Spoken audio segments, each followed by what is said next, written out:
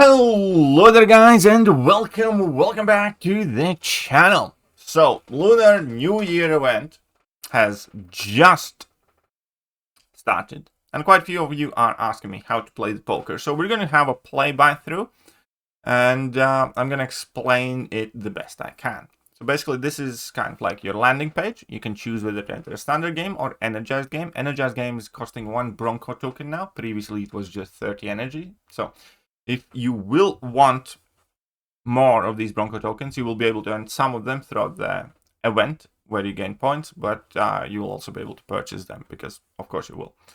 So we're going to enter a regular game, which nets us 3 times fewer points than the Bronco game does. And this is what you can see. So this, we can see that I have Red Hulk, Warlock, Phoenix, Squirrel Girl, and Purgatory. They are separated in factions. There are 5 factions. And this is kind of crucial because this is where the difference lies from the poker. The factions have a different number of champions, therefore some of them are easier and some of them are harder to assemble. Like Fire faction has 22 champions, Earth faction has 14, Metal faction has 10, Water faction has 8, and Wood faction has 6. This time around, I need to make a decision right now. Whether I will try to kind of like play quote-unquote the safest and go for assembling the Fire faction, or I will try to assemble either the Metal faction or the Wood faction. For the sake of argument here, we're gonna try and assemble the Fire faction, and that means I can choose my corresponding opponent. Under Nebula, we can see it says swap 1. Under Daredevil, it says swap 2. Under Angela, it says swap 3, and then swap 4. Or if I'm happy with the hand that I have right now, I can go to the boss fight. And the entire goal is, again, to get as many champions from a single faction. So I will choose to play it safe, and I am going to fight the Daredevil in order to swap 2 out. Because I have 3 from the Fire faction. Therefore, obviously, it's, most likely that I can, because Fire faction is also the most popular one, so it is most likely that I'll be able to assemble something, and we get random buffs at the beginning of the fights here, and also by executing specific actions we get fury buffs throughout the fight. In this case you saw that I had to drop 2 heavy attacks in order to get those passive furies. Other buffs were randomly kind of given to me at the beginning of the fight. And now we're going to finish out the fight, so that is done. And we're going to see what we get. So I choose which 2 champions I'll swap out. So I'm swapping out Squirrel Girl and Warlock, as they're the ones that are not from the faction. You can also see the scoring there in the corner. What gets you the most points, basically. I'm sure that there's somewhere where this is available in a bigger format. But it effectively shows you which combination kind of gives you the most points. But from the very beginning, you're looking at assembling at the very least 3 champions of one faction in order to get like any points at all. So we're swapping these 2 out.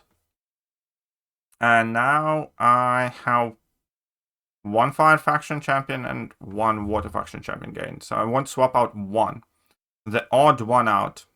I'm going after Carnage because he was the first in a row, and that lets me swap out 1. I'm going to very quickly nuke him down with my Sunspot. Probably should be quite fine.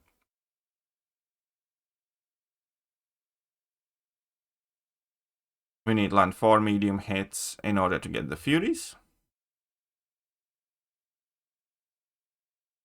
So now we have done that. And I'll just go straight for my level 2, hoping it finishes it off because I do have that passive prowess. Wonderful. And now, let's swap out the Emfrost. Hope for fire, statistically, is quite likely. We didn't get the fire. Again, we can either go to boss and settle for this, or try one more time. So we're going to fight that Green Goblin to try and swap out that Rintra. No. Yes. And okay, let's use Phoenix. Why not, I suppose. And again, like, it's kind of weird, and this is going to be like a bit of a personal commentary. The most tedious and boring thing about this game was actually doing the fight. Because if we didn't have to, go through these fight loading screens, it would be quicker and less tedious, in my personal opinion. So it is a weird that Kabam made the game mode where the least interesting thing and the least exciting thing is actually doing a fight, because it's basically like a 2-star arena fight, except you get some, boosts. So let's swap out that Rintra, because he's the odd one out. And we get wrong faction. So we didn't get all. We still get 336 points, but, it's obviously less than we could have. And now we need to beat the boss to kind of like lock in our score, which again, I think is a step that could have been avoided. I don't think there was a particular need for this, but sure. So let's just quickly nuke it with Sunspot. We should be fine.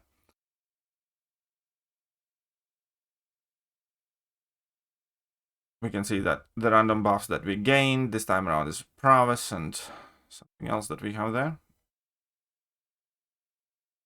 As his unblockable, that has gone away. And there's no need for me to throw the level 2. Okay, fine. Odd one out, fire. So I can either choose to replay immediately or return to landing. And then we're going to see like the rewards that I have earned. So I have gotten myself 3 Bronco tokens, as well as the selector here with 1,688 7-star shards. Oh, and we have 8 red envelopes. We might as well open these for you guys, because that's a significant part of the rewards budget. There are a few more things that you guys need to know about how this event works. But first, let's try and get some units. Nope. We got 3-star Deadpool. And a Bronco token. Sure. That was kind of anticlimactic. Can we do better for you? Since you are my dear beloved viewers. We can open an Exalted Crystal. There. 7-star? No. Can we open a 7-star crystal? Whatever, I'll leave it. Another important note. We can see that we have this Clash event where we're going to be earning points every week. This is a weekly event, and we're going to max it out here potentially, or you have a chance to max out. As you can see, I have earned 1,000 points, and it goes up to 136,000 points, and it does have rank rewards. Rank rewards do kind of like carry over to the other event. That is the Alliance event, Alliance Stampede. And in here, as an Alliance, we are going to be earning all the milestones in this 21-day event, and it has more meaningful rank rewards as well, involving Titan Shards and basically a month early access to the Heimdall. And again, the way you're going to get points in this event is from this weekly Clash event. Kind of explain it. At end of the week, when this event is going to finish, you're going to get rank rewards somewhere based on where you placed. As you can see, top 50% get these Alliance Stampede event points. And the higher you place, the more Stampede event points you get. And those increase your point total here as a team, as an alliance. And every alliance member obviously brings their points here. And as an alliance, you will earn your rank rewards total. So that more or less explains this event. There's also like a solo event, I believe. Or it was a solo milestone here, where I have earned one already, where you need to defeat opponents in the Lunar event squad with Wood faction champions, or whichever faction champions. So now I need Fire or Wood faction champions in order to get the next milestone. So do not forget about that, but I'm sure that if you're going to grind this event, you will meet the requirements organically. Right, that's it for this. I hope you guys found this video to be useful and know how to play MCOC poker-ish game now, but it's not poker anymore. Anyways, I'll see you soon. Bye-bye. Hello there guys, and welcome back to the channel. So we have all the information